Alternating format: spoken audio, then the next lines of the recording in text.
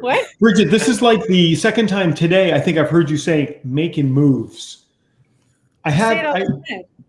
Is that a new phrase that you're working into your lexicon? You're making moves. Yeah, me and Frank Constantino. You and Frank Constantino are making moves. Making moves. You just said it like right before I clicked the button. You were like making moves. You can't make moves without a bridge. Okay. What does that mean? I don't know. Oh, a bridge. I thought he said without a fridge. I thought he said you can't make moves without a fridge, and that totally like messed with my brain. Like, Yes. what could he be talking about? I mean, That's the kind of chaos that I feed on. That's how I want you to be a little off kilter, so. That would be funny to do, is to like just start making up phrases that mean nothing and just seeing how many people just agree with you. You need a fridge. You need a fridge to make moves. Listen, if you want to make moves, you need a fridge. You need a fridge. Yeah. First thing. You know what the best thing is when you use really large vocabulary words and then have no idea what they mean, and then use them in a wrong space just to see if anyone calls you out on it. I love using the wrong words. I absolutely love using the wrong words. So that'll infuriate someone like me. I'll be honest with both of you. That will I'll one day have a conversation with you and be like, "Are you aware that you're not using that word properly?" And I'm not someone to judge. That is the spinach in the teeth methodology. We're really sounding like entrepreneurs now. Entrepreneurship is all about creating things that people believe are exceptional. Yep. So if that phrase, goes somewhere, people thought it was exceptional. That was a spinach. I would like to introduce new phrases into the vernacular of being an entrepreneur, and it would be like it's things like, I am at what stage are you at in your business? I'm at the spinach in the teeth phase, where everybody's just pointing out all the places I'm messing up, and all the other entrepreneurs are like, yep, wait, yep. I remember that. Yep, I remember those days. I remember those days. I've never left those days. I literally ate like a garden of spinach, and it's just all shoved between my teeth, and people just walk around going, that guy has no idea what he's doing. Bridget, calm down. Hey guys. Ridiculous. I don't know if you can tell by the calendar or not, but it's Wednesday. Yes. Which means we go live because we're here, Is that what we're doing? We'll go live tonight. Yep. We'll go live. I'm kind of talking like the three of us are always here, and it's just Wednesdays that we go live. The three of us every night are just sitting here talking about Wednesdays is the only night we go live. Every other night we just sit around and talk. We do the same exact thing. We just don't do it live. Yes. That's pretty accurate. What are you drinking tonight, Bridge? Coffee and water. Yep. Oh, wow. Double. I made iced coffee just before we went on the air. That's what I have going on tonight. Steven? I have Starbucks. Of course. It's not in the Starbucks cup because this show's not sponsored by Starbucks. And so I just keep saying the word, though. Yeah, of course. We'll bleep it out later. We'll bleep it out later when we go live. Yeah, when we go live, we'll bleep it out. No, yes, I pulled the patented Steven move of getting a Starbucks and putting it in the fridge for later, just for this show. Just for this show. So just for this occasion. What an occasion. But the show's not sponsored by Starbucks. Not yet. That's fantastic. All right, guys. Well, you know what? We should get to work because we have a lot to cover tonight. I want to provide a lot of value for the people who might be on board with us tonight. Who will, they always check in the little chat, which we get to see, and I put up on the screen over here. I thought tonight I talk to entrepreneurs every single day. Dozens and dozens of them every week, and every day I talk to entrepreneurs, and it's an amazing experience to talk to them. I do find. Bridget just ate something. The crunch of that apple. Wow. What are you doing? I'm sorry, I didn't mean to interrupt you. I was listening attentively. I was just hungry. The thing that I noticed is what it sounded like. That's what it sounded like to me. Great. Bridget, you go ahead. You finish that apple. That's important. I see people dropping off. People are dropping off. Apple. That is crisp. I see entrepreneurs. I see entrepreneurs all the time who are either trying to start their business or they're trying to grow their business, and they're making these glaring mistakes. Yeah, hey, we talk about the spinach in the teeth phase of being an entrepreneur, but you get these entrepreneurs out there who are trying to grow their business or they're trying to start their business, and they just make these glaring mistakes. I know you guys see that as well. And I figured, let's talk about these things tonight, and let's give anybody who's here, you run a business, or you're trying to start a business, or you're running a business and trying to start a business, or you're working somewhere and you want to start a business. Let's talk about the biggest mistakes that get made, and then some things that these guys can do to kind of head that off. What can you do to undo these massive mistakes? Bridget, what do you see? What's a mistake you see entrepreneurs making? Oftentimes it's people who come to me and say, I have this great idea. I feel inspired to start a business. And I know what I'm going to do first. I'm going to create a website. I'm going to surround myself with mentorship. I've got to read some more books on it before I actually start it.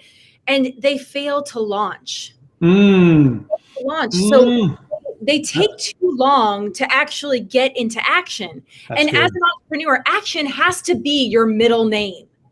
Right? It has to. So as soon as you get the idea, start immediately putting it into action in some way, whether it be researching, etc. But you need to figure out how to put it in action. So if I hear you correctly, what you're saying is that they get the idea, but then they just they get feet made of lead, and they fail to get to the point where they actually launch. Absolutely, 100%. And it doesn't matter what's stopping them. You have to realize, if you're going to start a business, if you're going to be an entrepreneur, you have to not be afraid to launch into action before you know the next step in front of you. You have to just be ready to just make moves. Oh, wow. I feel like that is your new phrase, make moves. I have heard it.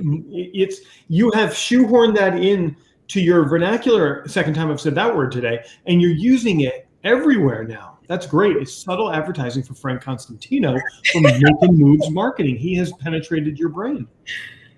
He's in there. Look, guys, ultimately the truth is, when you get an idea, if you don't start executing on that idea, listen, you know what? I'm going to call you out. If you don't start executing on your idea before your idea is even fully formed, you're too late, and you're going to fail. And you know what? There's the idea and the execute, and then this whole point in the middle, this is where everybody screws up. You've got the idea, you've got the execution, and you wait, and you talk yourself out of it. You give yourself all the reasons why it can't work. You forget about all of the exciting things that are coming, and you screw it up. And the longer you wait, the more you screw it up. And if you wait and you fail, you deserve to fail, because you shouldn't even do this. Here's plan, here's execute, bump them up together, right? Plan, start executing. I don't even think you should do that. I think you should overlap. And before you're even done with your plan, you should be executing. 100%. Crazy. I agree with that. That was beautiful. That was no spinach in the teeth. It makes you want to go outside and just do something. Just do something random, I'm not going to do that, but. No, don't do that. Stephen, what do you think? What do you think, Stephen? I completely agree. I think What do you see? I see? Okay, so going along with what you're saying, Chris, you've got to take action, and you've got to take massive action. But what happens when you're spending too much too quickly? And I think a lot of times, and this is the analogy I'd like to make, okay, is there's all these streaming services. I talk about all these streaming services. I think there's like Netflix, Hulu. We're on all of them. No, I'm just kidding. But Netflix, Hulu, Disney Plus, all these streaming services, and you get to a point where you're like, you have them all, and you're like, wait a second, I'm not using all of this. And you're paying for it every single month. And then you realize, wait a second, I can cut out 90% of this. I think for entrepreneurs, there are so many things that they sign up for, whether it's this program that does this, or like this something that gives you free images like online, and they pay people to do their marketing, and I think you really want to be careful with that and spending too much too quickly, because all of a sudden you'll think you have failed when really you've just spent a lot of money. You haven't failed. I'm sorry. No. That's it. Where you're headed with that is that all these startup entrepreneurs believe that they have to have all the click funnels, and then they have to sign up for all the calendar links, and then they have to have their website perfect, and then they have to have absolutely everything. And this is thousands of dollars. Thousands. Someone specifically to do your marketing, and then go hire a virtual assistant in the Philippines while you're at it, when you don't have it in front of you. Yeah. So that's failure. That goes into failure to launch at the same time. And then you're spending money that you don't have yet. Yeah. Ultimately, you can start a business with a Gmail address, a Facebook account, a LinkedIn account, and 8 hours in a day. That's all you need to launch a business. You don't need a website. You know what it is. It's the I can't start. I have to get my logo made.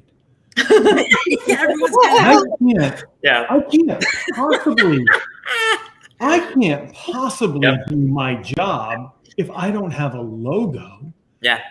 And on day 2, it's like, I need to change that logo. It's like the logo gives them permission to do work. The logo doesn't give you permission to do work.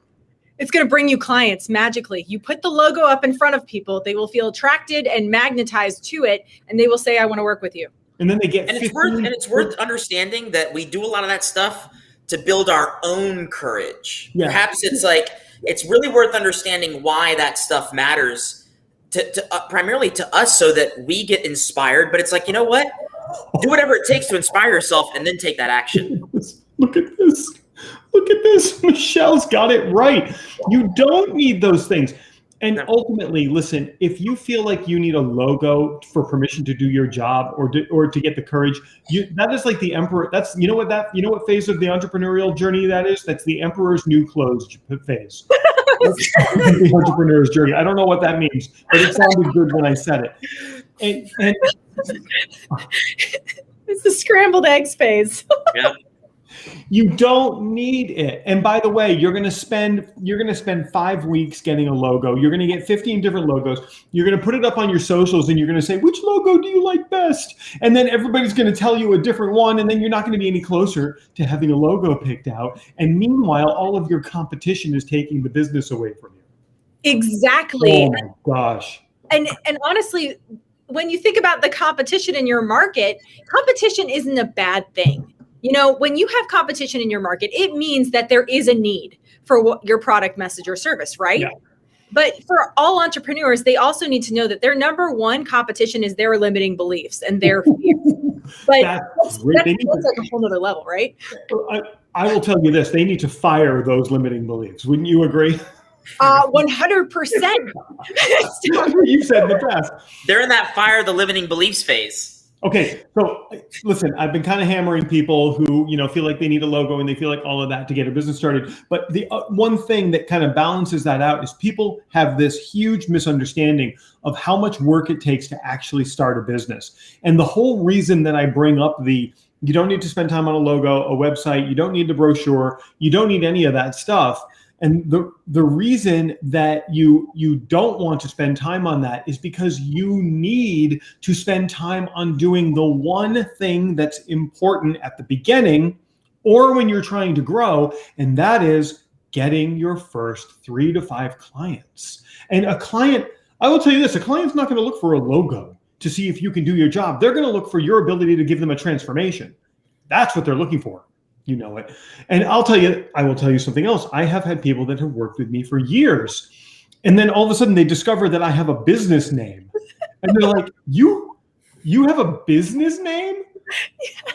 I'm like, yeah. And they look and they're like, oh, look at your logo. I'm like, I made my logo in PowerPoint. I wrote the words on a red background and cut out a little rectangle. The only thing you need is you need to spend all of your time, and it's a lot of time, getting your first 3 to 5 clients, because you're going to be closing at 1% or 2% at the beginning. That means you've got to talk to like 100 people to get that first client on board. And that takes a lot of time. And I think people severely underestimate it. Bridget, take us through this. What's something else what's another mistake that someone makes? I feel like you might have a note somewhere that you should read. Sorry, go on. What? What'd you say? No, go on. All right. So what I would also say is that when you do start to launch and you get really amped up about things, you want to stay in that safe zone. You want to stay in that place where you're like, okay, now I have clients, I have money coming in. This is so great. I want to stay in this happy place. Yeah, I eventually want to scale. I eventually want to grow, but I'm not ready yet. And as an entrepreneur, you have to get comfortable with stretching. You need to get comfortable stretching all the time and know when you get that move or that nudge to evolve and to scale your business, you need to take note that is the time. You cannot wait. If you don't move forward, you are going to move backwards, because let's be honest, your competition is scaling all the time, and you need to be on, ready, game on, and ready to scale when you get that little nudge inside your head. What do you think, Chris? I completely agree with you on that, because it kind of brings together a lot of the things that we've been talking about, is that if you have that idea, you know your competition has that idea. And where your competition will edge you out is because they can make decisions and act quickly. You get that idea and you need to just go. You need to go. Steven, you agree? Absolutely. I like the phrase, I like the phrase, and you want to stay in the phase, the on the fly phase, and that's that mindset of when you're in the middle of executing an idea, have that open mind and looking for opportunities, right? Like it could be a networking event that you've put on that not as many people have come to. So you retailer it and make it a really personal networking event with the people that did come. It's like, you see how one is looking for that opportunity. The other one would be just kind of saying, well, not as many people as I thought were going to come to this. You see, so you got to have that open mind to kind of toggle your ideas as you're doing some of them, and Sandy chimes in with get comfortable being uncomfortable. I'm going to take that to another level. Bridget, you would say that I would be leveling up, but I wouldn't say that. I'm going to take that to another level, and I'm going to say you need to learn to love the pain. It's not even being comfortable being uncomfortable. Like I think about how uncomfortable so many things are in business, and it's just like, I don't even want that. I want the pain. I want that hurt. Because I feel that, I feel like, oh, this, whatever I'm doing is like so hard and it hurts so bad. And I just kind of stop and I'm like, yeah, this is how it should be, because that's why if it wasn't painful, then everybody would do it and everybody would be successful and everybody would be making 7 figures. But it has to be painful to keep the people who can't deal with that away. Get them away from me. Bridget, get them away from me. Well, like you said, there's a part of the entrepreneur mindset, and I'm going to be real and raw. It hurts so good, where you have to literally push yourself past your own limits. You have to decide that you are partnering with your most authentic self. Your ideas are serving people, and when there is no one else around, you have to be completely confident that what you're doing is changing lives. So, you really have to be in your mindset where you're like, I love this so much. No matter if no one's around, I'm still compelled to do this. If there was one person who needed this product in front of me right now, or service or message, I would be doing it, because I am so obsessed with my business and how I'm adding value to others. You have to become obsessed with it. And it's almost like you have to wake up every single day obsessed. I'm going to challenge this comment just a little bit, because the balance that you had does not exist anymore. if you want to scale to the places that you need to scale.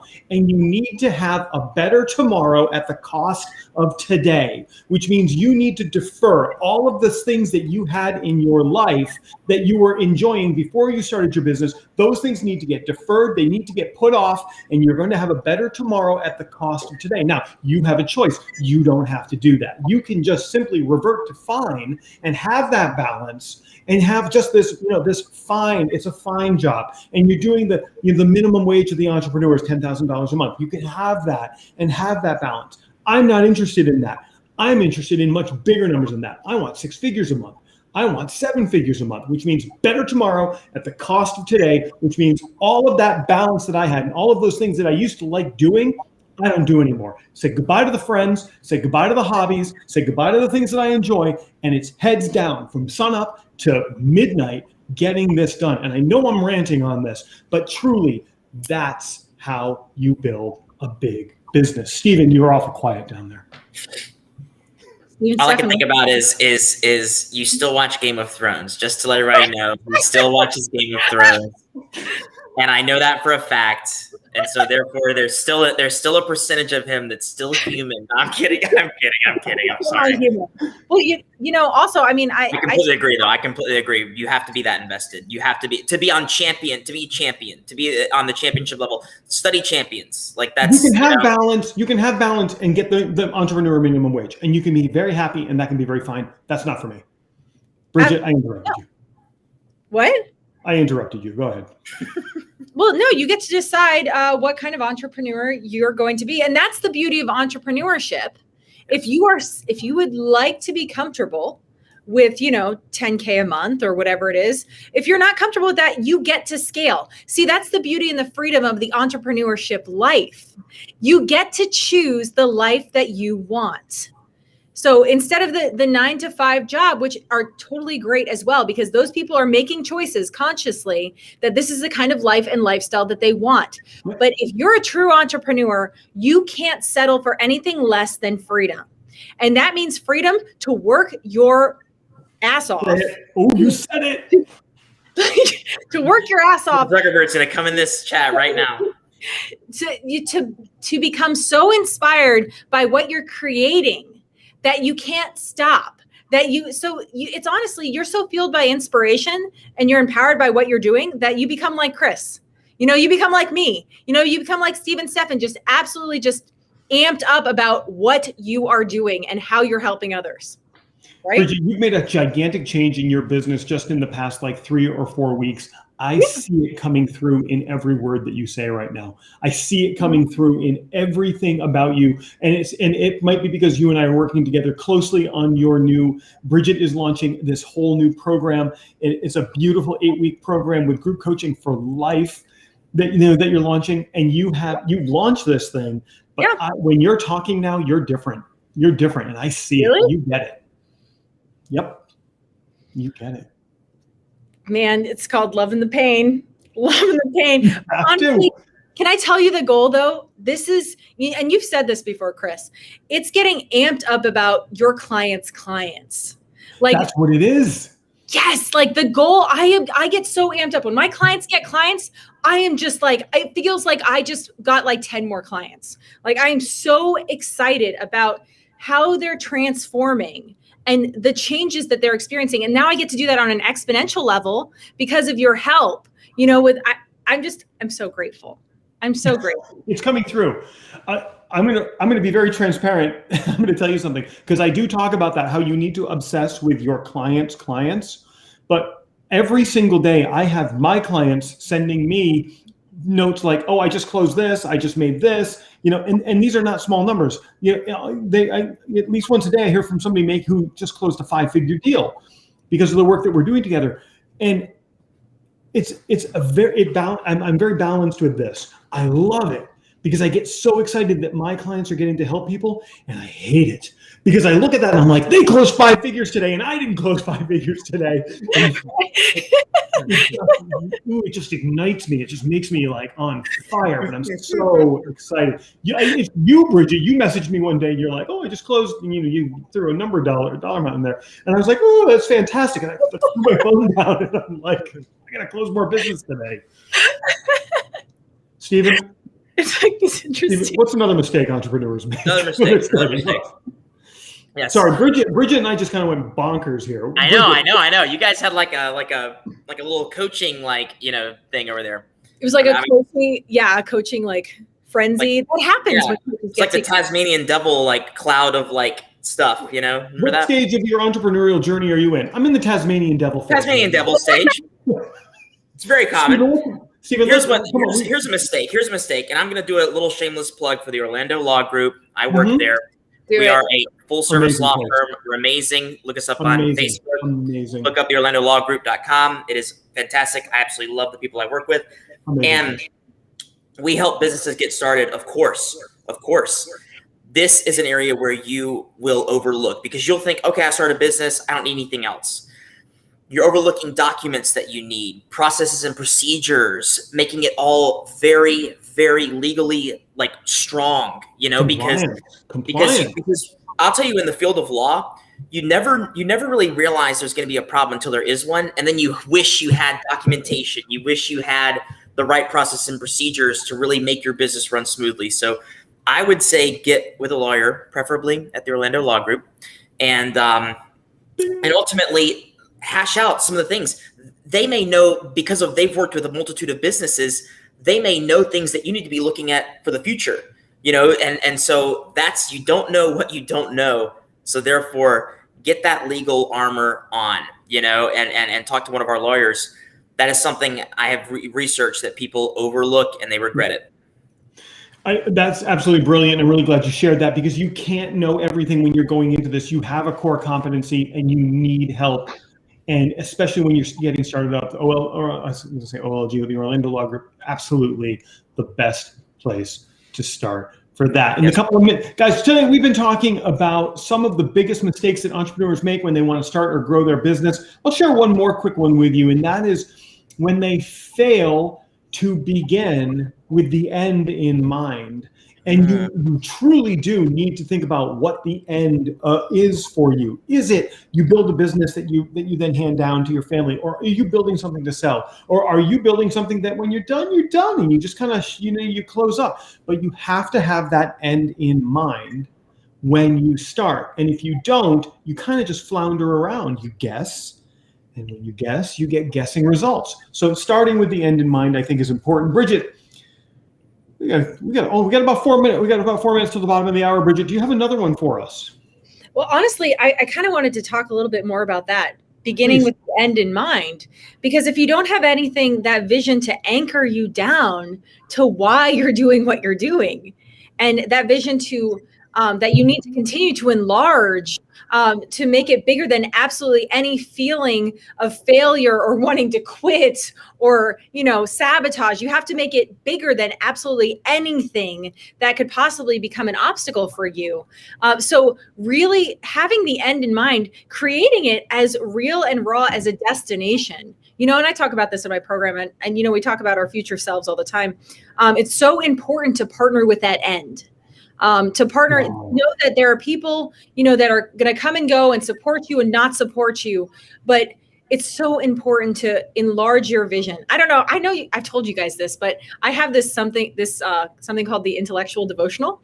And I actually created a whole breakout session for the Epic Business Connection group about this, because when Michelangelo was painting the Sistine Chapel, I didn't know that he had to overcome the obstacle of painting over an entire other masterpiece of A Starry Night.